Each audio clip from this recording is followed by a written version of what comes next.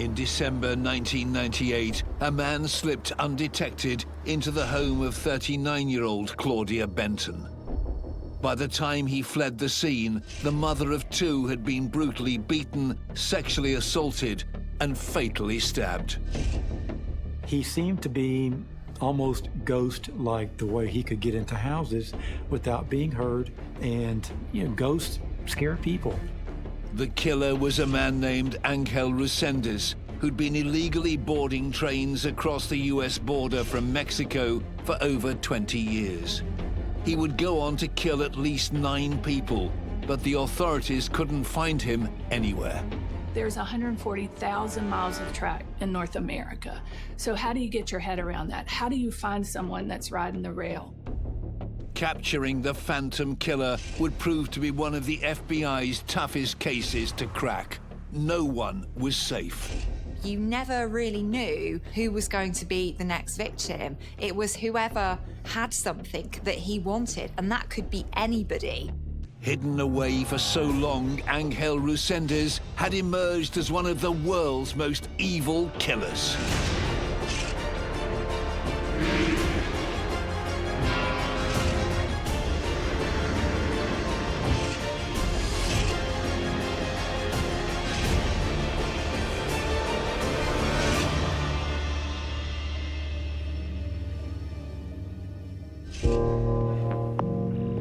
When Ángel Reséndiz handed himself into US authorities in July 1999, it signaled the end of his reign of terror. The 38-year-old Mexican walked across the border and was never free again. For over 20 years, Reséndiz had been illegally crossing into the US, not by foot, but via the vast rail network. He'd murdered at least 9 people from Texas to Illinois. The media had dubbed him the Railroad Killer. Detective Ken Maher helped crack the case that finally brought the elusive killer to justice. He turned out to be very mobile, extremely mobile. He was in one part of the country, and a few months later, he's in another part of the country. Ken has his own theory behind Resendiz's spate of murders. In Mexico, he had a wife and a kid, and he's stealing jewelry from these women and then taking it to Mexico to sell it. So it was a business, pure and simple. This killing and the raping of the women before and after death was just sidekick, just for fun. This killer's story begins on the 1st of August, 1960. Ángel Reséndiz was born in the state of Puebla, in the east of Mexico. Little is known about his childhood, but during his eventual trial, Reséndiz spoke to forensic psychologist Ramon Laval about his early years south of the border. Ángel Reséndiz grew up in a dysfunctional family. He didn't have a lot of connections with his family, siblings, or, for that matter, his parents. Little or no contact with his biological father. He told me that he had grown up with his mother and father. In fact, upon further questioning, I realized he was talking about his maternal uncle, his mother's brother. He felt rejected by his mother. He felt rejected by his peers at school because he was quite awkward looking. He had protruding teeth. He wasn't one of the cool kids. And I think those feelings stayed with him, and they really did go on to shape who he became. Now, I'm not saying that unsettled childhood equals inevitably some kind of person who's going to turn to murder and serial killing. But I am saying in this particular case, that childhood gave Ángel this sense that there was no one to depend on. He was the only person he could depend on. Violence was a fixture in the young boy's life. His uncle, whom he considered his father, was reported to have been physically abusive with Ángel, and around 12, he quit school and he actually left his uncle's home, started living on the streets, just defending for himself. He was sexually molested by a local pedophile. Like many violent offenders, Reséndiz was a victim before he was a criminal. And this is a line that we don't like to talk about very much. We like to compartmentalise victims and offenders very clearly, but often that line is a very blurred one. Barely a teenager, Reséndiz found himself with no family and no home. He had to learn how to survive. It must have been a significant moment. It's on that cusp of adolescence and puberty. It's that moment when a young man, especially a young man from such a troubled background, struggles out of the cocoon and tries to find himself. Reséndiz took to illegally riding the far-reaching network of North American railroads. It was a transient lifestyle that would come to define him. Reséndiz managed to travel quite far and wide within the United States by jumping on trains, jumping on an empty freight train and holing up in one of the carriages. And that would take him to a range of cities all over the place. Because you could leap on, it's a stuff of movies, isn't it? Slow-moving railroad car, and the hobo is standing by the track, and he grabs it and lifts himself up into an empty car. It is thought that he first entered the United States when he was maybe 13 years old. And that's what he told me, that he was back and forth between Mexico and the United States. But in fact, the first record, formal record, is from when he was 16 years old, when he had entered and then deported. After serving 5 years of a 20-year sentence in a US prison for burglary, aggravated battery, and grand theft auto in 1980, Reséndiz continued to ride the rails. In fact, by August 1996, the 36-year-old had been arrested 12 times and sent back to Mexico on no fewer than 7 occasions. But nothing deterred him, and his crimes would soon turn deadly. One of the most complicated questions about Reséndiz in the first instance is why he started killing. He was getting by. Things were not easy, and he was being deported back and forth across the Mexican-US border on a regular basis. But that was no real reason in itself to kill. And one of the most fascinating aspects of Reséndiz's character is where that initial spark came from.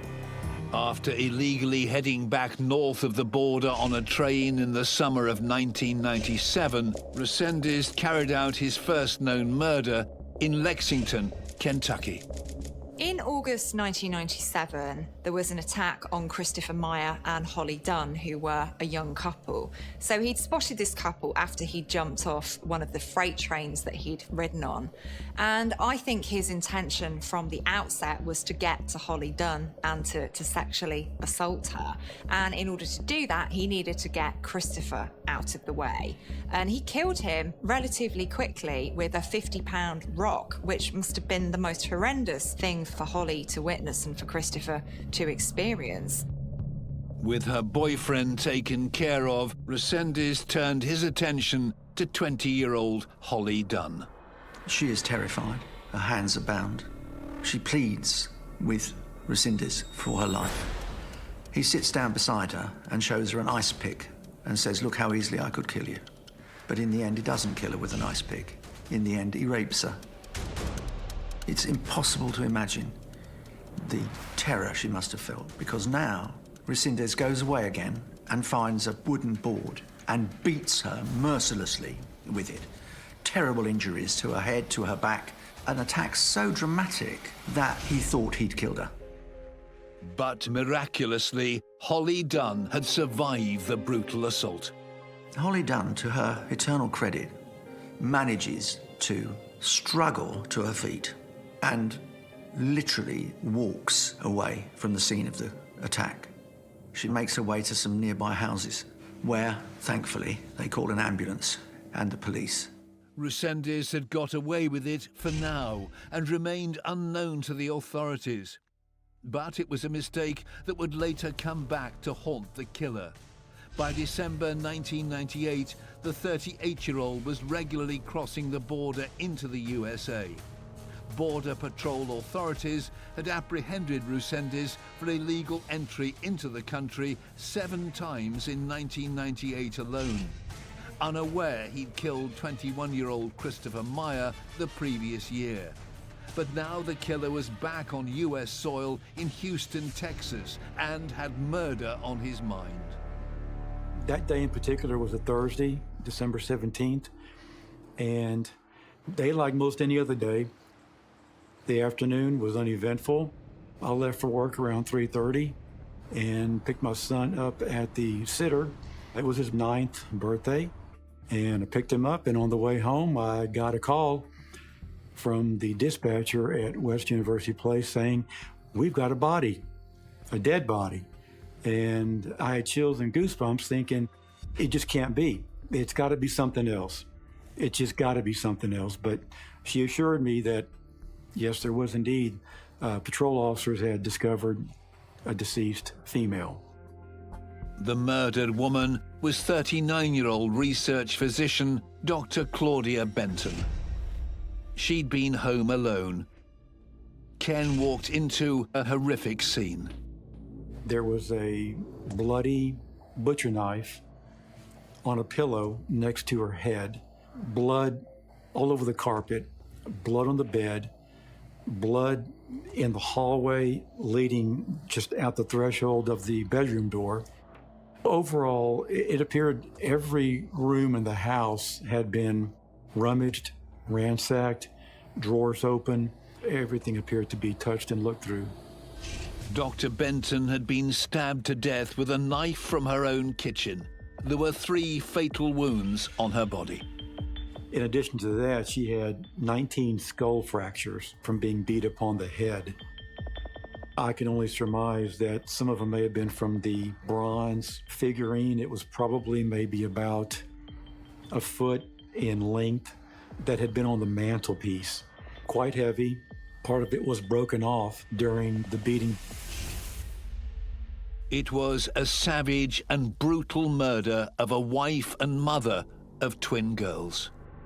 I think there is an inherent misogyny to Reséndiz. There is an inherent hatred of women, which I think goes back to his rather dysfunctional relationship with his mother. So he thinks that women are there to provide something for him, to give something to him. He feels entitled to take that.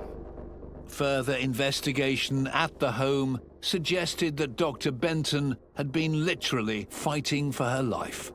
Dr. Benton had a complete fracture to her ulna and dislocated elbow as well. And so she put up a very, very fierce fight.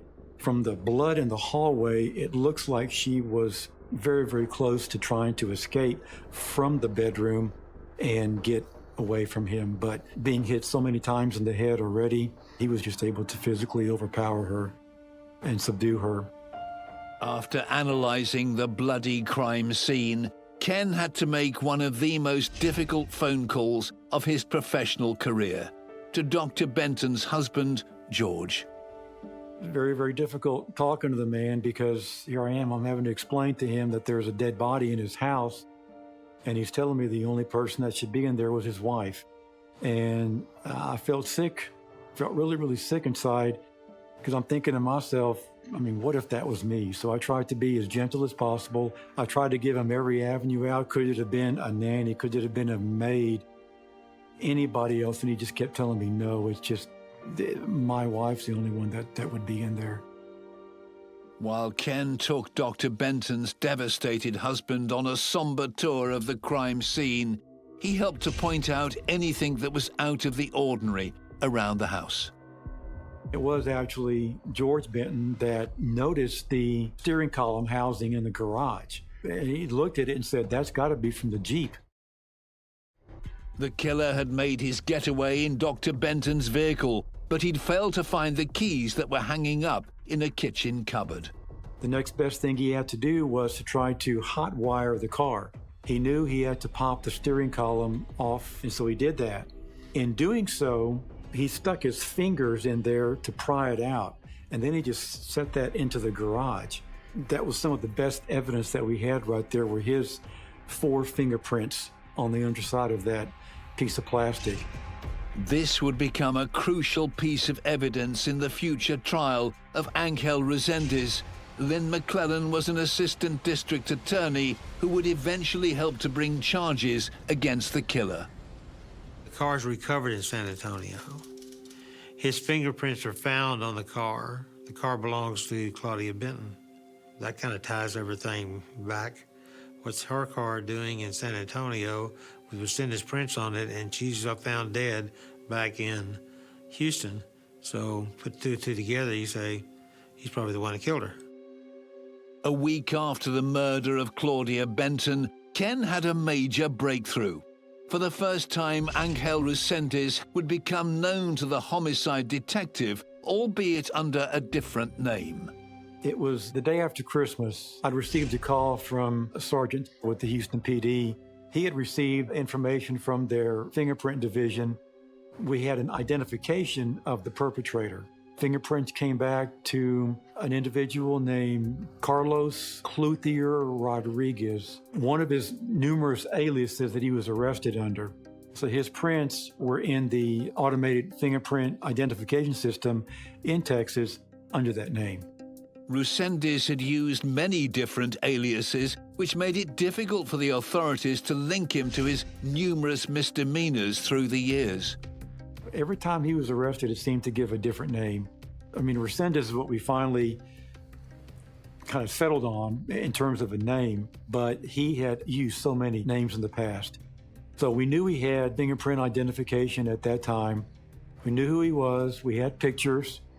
And so we were slowly able to get these pictures out into the media and try to generate some tips and leads and so forth. The hunt for Reséndiz continued for over 3 months, but the killer remained elusive. By the spring of 1999, he was back in Texas, this time in the small city of Weimar. On the night of April the 30th, he entered the home of Norman and Karen Cernick. The Cernicks were both asleep in their bed. From the evidence that was found, Mr. Cernick was laying on his left side, and the blow to the head with the sledgehammer woke up Mrs. Cernick.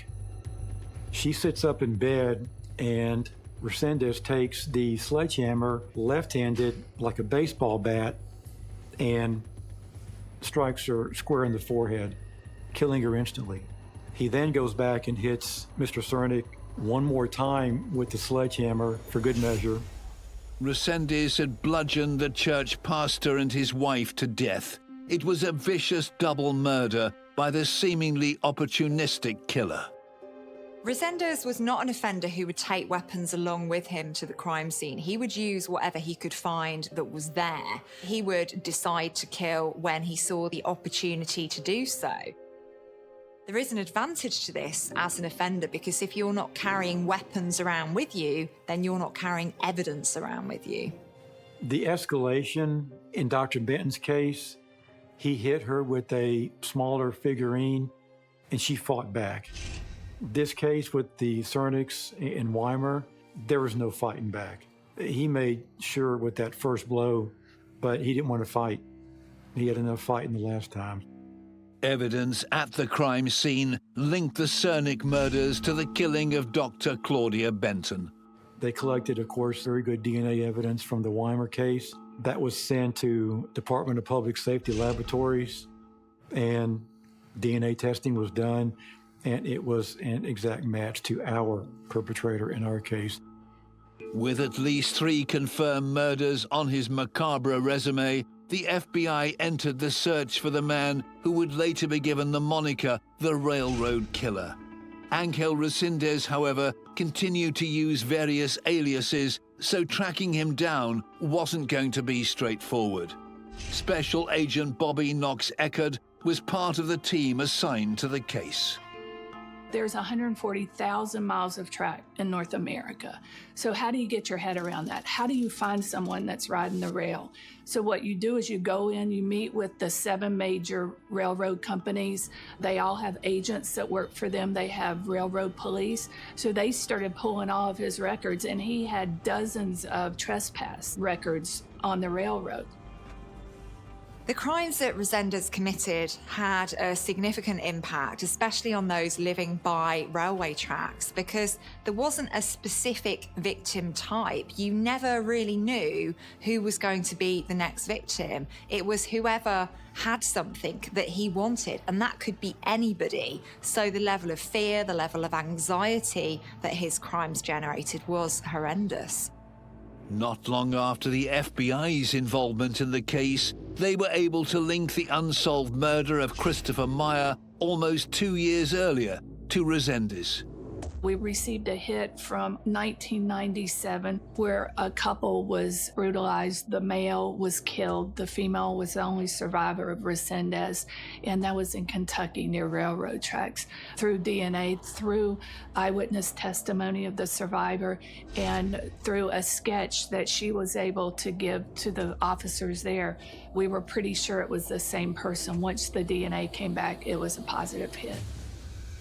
So now we had him responsible for at least 4 homicides. At that point, we knew we had a serious killer on the loose. But Ángel Reséndiz was only just getting started, and there would soon be even more victims. By late May 1999, authorities across the US were desperately searching for a man they now knew was a serial killer. The 38-year-old Mexican had been linked to at least 4 murders, 3 of them in Texas in the previous 5 months. The so-called railroad killer was headline news across the Lone Star State. Reséndiz is attracting growing notoriety in Texas. Inevitably, it feeds the vanity that has been growing inside him. He knows people are beginning to look for him, and yet he still feels he can get away with it. In fact, he was to kill again. On June the 3rd, Reséndiz was back in Houston, and his bloodlust had become insatiable. Under the veil of night, he entered the home of 26-year-old Noemi Dominguez. Noemi is an elementary school teacher. She is at home, and he breaks in, picks up a pickaxe-like tool, and attacks her. By now, Reséndiz is quite clearly out of control. Any sense of order, of civilization, of propriety is gone. He is now literally like an animal lusting for blood, with blood dripping from him. Again, she's sexually assaulted, and again, he kills her. She lived near railroad tracks. Her body was covered up. Almost looked very similar to the way Dr. Benton was covered up. The legs sticking out from underneath the covers. She was face down, and she had been beaten to death. Reséndiz decided to cover some of his victims with blankets because this essentially dehumanizes them, it depersonalizes them. But also, it's about looking, it's about seeing and being seen. So he's covering his victims because he doesn't want to look at them, but he also doesn't want them to look at him. So it's this constant theme of shame that comes up time and time again. As the killer grew more experienced, he became more brazen in his actions. Reséndiz had started leaving calling cards at the scene of his murders. When he murdered the victims, he would find their ID, driver's license or some other type of ID, and would display them in such fashion that whoever entered the home later would find out who they were, how they looked like. In my mind, he wanted to see how they looked like before he bludgeoned them to death, before he raped them, and see what it would have been, almost as if had already developed a relationship with the victim. After killing Noemi Dominguez, Reséndiz wasn't finished. Just as he'd done after murdering Claudia Benton, he stole the schoolteacher's car and headed 100 miles west.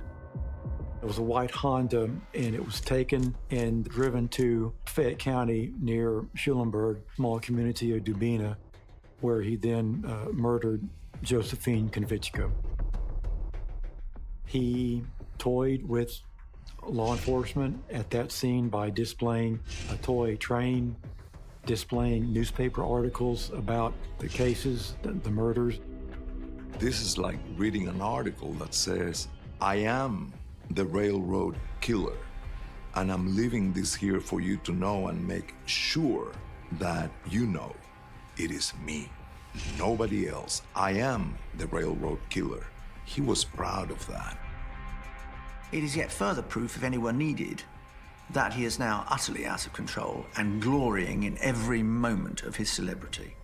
It is one of the most troubling of moments when a killer starts to live up to his own hype, who becomes obsessed with his own fame.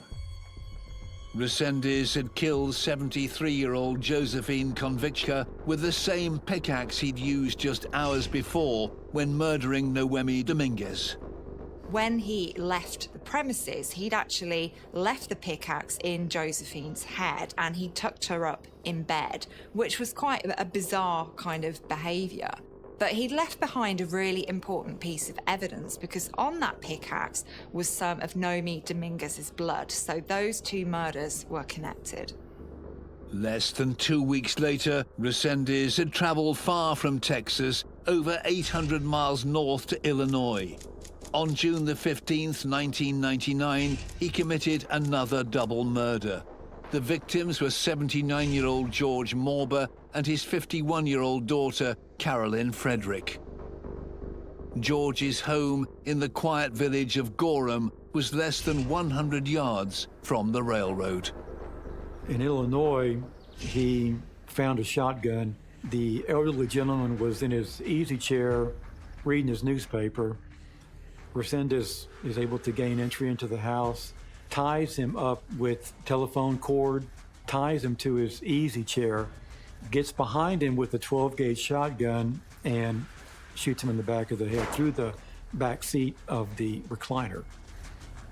A little while later, his daughter comes in and she is immediately beat to death with the 12-gauge shotgun. The slain father and daughter took the tally of known victims to 8. Authorities were becoming desperate to capture the elusive railroad killer. He seemed to be almost ghost-like, the way he could get into houses without being heard, without disturbing the occupants. And that was one of the strangest things. I still don't know how he got into Dr. Benton's house and all the other houses. And that was a scary part. And ghosts scare people. It's just a natural reaction to something that can't be explained. And the way he was able to enter people's homes couldn't be explained. The killings were becoming more frequent and the hunting ground had become wider spread. The FBI immediately took action. On June 21st of 1999, working with our FBI headquarters, we were able to add Reséndiz to our top 10 most wanted fugitives. When anyone has made a top 10, both the media and the public are made aware of how important this case was. The media helped us immensely in this case. Everybody in the United States and in Mexico, to a certain extent, wanted this guy captured. He had turned from a serial killer, now he was a spree killer. And I think everybody in the world wanted him caught. The addition of Reséndiz to the most wanted list brought nationwide TV exposure. So that's when the tips were coming in. And as the tips came in, anything that was really, really helpful, that sounded legitimate, was funneled to the task force. And it was just a huge coordinated effort in trying to find this guy. I don't know if it was the media or the FBI, but he was given the name the Railroad Killer. And in every media blitz, you would see the Railroad Killer is on the run again. He's been here, he's been there, he's committed this crime. The national exposure put pressure on the family and friends of Ángel Reséndiz across the Mexican border. This was the most complex case most of us had ever worked because the jurisdiction was huge. It was all the way in North America. You know, you just didn't know where he was going to be. Once we identified he had a wife or a common law wife in Mexico was the pivotal point for me. Resendiz's wife was brought across the border to be questioned by the FBI. Bobby led the interview. She was brought up here. She brought her daughter, who was approximately 3 or 4 months old, and we conducted the interview over a 2-day period. During that interview, I was able to provide her with enough information that she came to believe that he had committed the homicides. We showed her the DNA, we showed her fingerprints. We asked her if she had ever received anything from his trips into the U.S. After her visit here, the U.S. Marshals, the Texas Rangers, went back down into her village, and she provided everything that he had ever given her that she still had in her possessions, and they were, in fact, stolen at the crime scenes. Reséndiz remained in hiding, but the authorities were doing all they could to flush him out. Once you take away all their comfort zones, they have nowhere to go, and they generally make mistakes, and you'll be able to apprehend them that way. The tactics worked. With nowhere to run to, a sister of Ángel Reséndiz convinced the killer to turn himself over to the U.S. investigators. We had one sister who lived in New Mexico that would prove to be the person that negotiated surrender, that Texas Ranger developed trust with this individual. And through that development, she ended up contacting him and arranged a surrender. And then it was his brother who accompanied him when he turned himself to the Texas Ranger in El Paso, the crossing between Mexico and the United States by the Rio Grande. Now, this is something straight out of a movie. It really does have a lot of dramatic effect. And I think that is very revealing about Reséndiz. He's the director in his own drama. He is calling the shots. He's in control. After hunting the railroad killer for nearly 7 months, Detective Ken Maha was stunned when Reséndiz gave up the ghost. I'm amazed that he did it. All he had to do was just stay in Mexico and then come across on a train or come across the border whenever he wanted to and commit more murders and keep up his little side business of selling jewelry in Mexico and live happily ever with his wife and kid. I'm grateful that he turned himself in. To this day, still I'll never know the real motive. I think he was maybe a bit concerned about his wife and daughter in Mexico being harmed, if there were some bounties on his head. Soon after the capture of Reséndiz, Ken found himself face to face with the serial murderer. After speaking to so many potential suspects over the previous few months, there was one thing in particular that Ken was looking for, to make sure they definitely got their man. There were many times that my partner, Joey Sanders, and I would just get a frantic call at the police department, sometimes transferred from Houston PD, saying that the people swear they've seen Reséndiz in some part of Houston. And one of the first things we do is grab his right hand, look at the ring finger, and if it didn't have a scar, even though it looked like him, we knew it wasn't him, because it showed up on every fingerprint card that he had. It was an extremely noticeable scar just straight through the pad of his ring finger. Sure enough, when we caught him, it's one of the first things I was able to do, I think, and sure enough, it was there. It was true to life. Reséndiz may have surrendered himself to the police, but there was no way this was going to be an open and shut case for prosecutors. With a trial looming, defense attorneys were going to tell the judge that the killer was insane. By now, investigators were aware that he'd killed 8 people and were still looking into whether there may be even more. The unsolved murder of an 87-year-old woman named Leafy Mason in Hugh Springs, Texas, was high on their list of potential victims. At one of the task force meetings, we had a police officer from Hughes Springs, where Leafy Mason was murdered. They took out the complete window frame where the suspect in their case made entry, and they preserved it as evidence. And sure enough, they matched up his fingerprints. Reséndiz, there he was. So we had a good match to that case as well. Reséndiz had bludgeoned the 87-year-old woman to death with a flat iron in October 1998. 2 months before the killing of Dr. Claudia Benton. Leafy Mason became the 9th known victim of Ángel Reséndiz, but it's believed the total number of people who died at the hands of the railroad killer is even higher. He confessed to 12 or 13 crimes, and they were able to confirm through DNA evidence that he had in fact committed those crimes. The killer talked about his many possible victims with forensic psychologist Ramon Laval. We didn't discuss the full chronology on what came first and second, third, fourth, but I have an idea that it started, as far as we know, in '86. Ramon had been asked to evaluate the mental state of Ángel Reséndiz after a judge informed the defense attorneys that the killer would be prevented from pleading not guilty by reason of insanity unless he was assessed by an independent psychologist.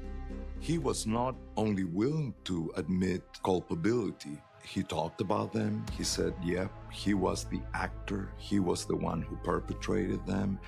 And he would not be willing to give anybody else credit. He was very narcissistic, very self-absorbed.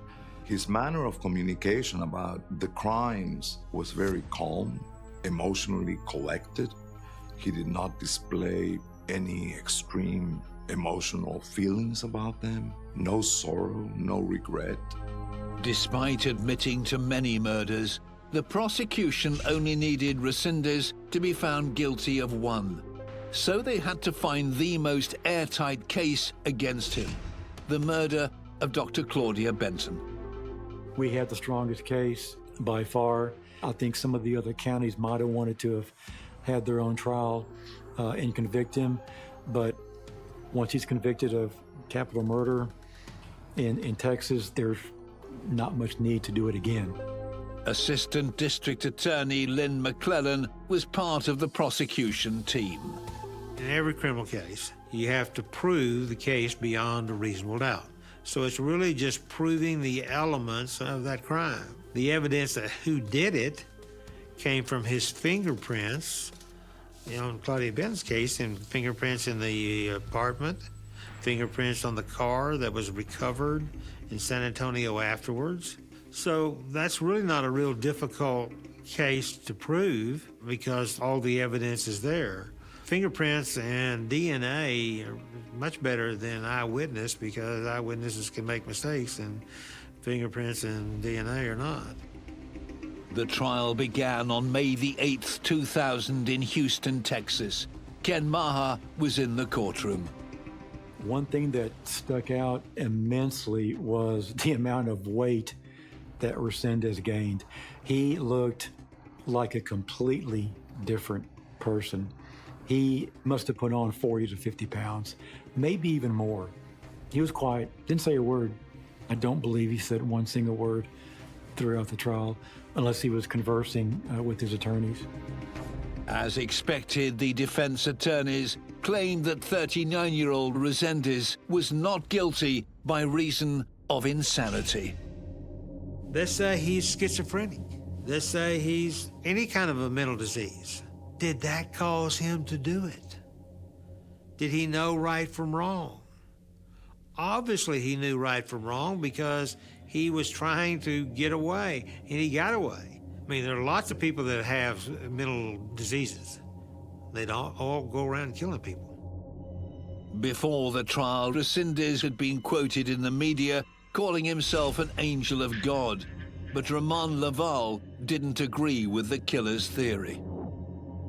My main concern was if he was insane at the time of the offense, and if he was doing the will of God, where did the rape come from? He could not quite explain that. He was like, I wonder why you're asking me that question. You know, I hadn't quite thought about that.